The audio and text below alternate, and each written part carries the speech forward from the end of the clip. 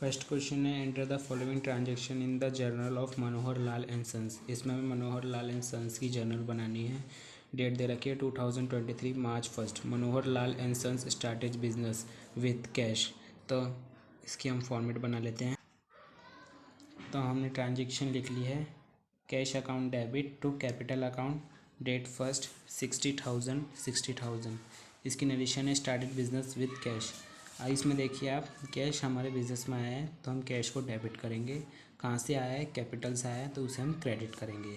अब हम दूसरी ट्रांजेक्शन देख लेते हैं।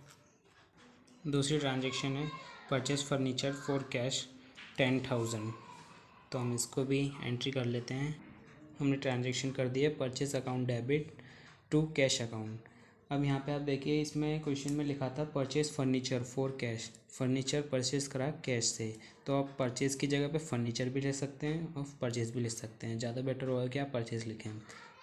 तो परचेज़ कराए, हमारे अकाउंट में परचेज़ आई है, डेबिट साइड लिखा जाएगा।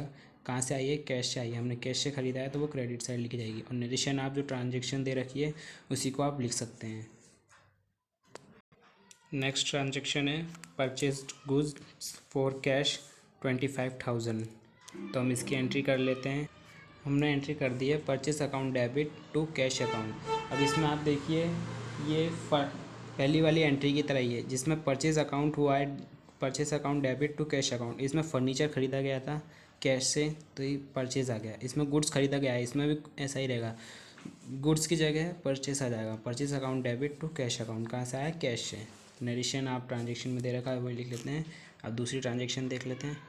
दूसरी ट्रांजेक्शन है बॉट गुड्स फॉर कमलेश 25,000। अब इसमें ध्यान दीजिए, बॉट गुड्स फॉर कमलेश, इसमें हमने गुड्स खरीदे हैं कमलेश से, ना कि कैश खरीदे हैं। हमने कमलेश से खरीदे हैं यानी कि उधार खरीदे हैं। नाम आएगा तो आप उधार मानेंगे, अगर नाम नहीं आता है तो आप कैश मानेंगे। अगर क्रेडिटर आता है तो भी आप उधार मानेंगे। तो इसकी एंट्री हम कर लेते हैं। तो हमने एंट्री कर ली है purchase account debit to Kamlesh account. हमने परचेज़ करा था, उधारी में करा है, तो यहाँ पे कैश की जगह क्या आ गया? कमलेश अकाउंट। नरेशन आप क्वेश्चन में गिवन है। और कितने की ट्रांजेक्शन हुई है? 15,000। दूसरी ट्रांजेक्शन है पेड कैश टू कमलेश। अब यहाँ पे हमने कमलेश से उधार माल ख़रीदा था, उसको हम पे कर रहे हैं 15,000 का हमने ख़रीदा था, 15,000 हम पे कर रहे हैं। तो इसकी एंट्री हम कर लेते हैं।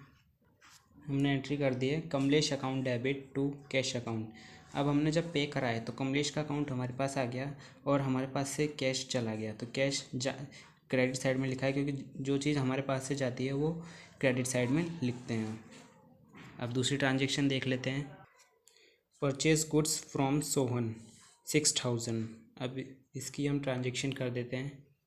हमने इसकी एंट्री कर दी है purchase account debit to Sohan account. हमने परचेज़ करी है, उधार में करी है सोहन से, तो सोहन क्रेडिट साइड में आएगा और परचेज डेबिट साइड में आएगा। नरेशन आपको क्वेश्चन में गिवन दे रखी है। दूसरी ट्रांजेक्शन हमको दे रखी है purchase goods from Sohan for cash.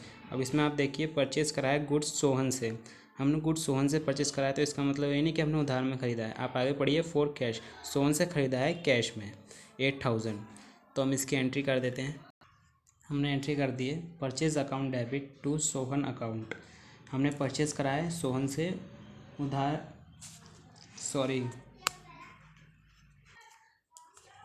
यहाँ पे सोहन गलती से लिख गया था, कैश अकाउंट आएगा यहाँ पे। ओके, 8,000। दूसरी ट्रांजेक्शन है paid rent for the office. Office के लिए रेंट पे कराया 1,000 20 तारीख को। तो हम इसकी ट्रांजेक्शन कर देते हैं। हमने एंट्री कर दी है rent account debit to cash account. Narration question में गिवन है, अमाउंट है 1,000। अब इसका हम टोटल निकाल लेंगे। टोटल हमारा आएगा यहाँ पे 1,40,000 डेबिट साइड और क्रेडिट साइड भी 1,40,000। इसी के साथ आपका पहला क्वेश्चन समाप्त हुआ।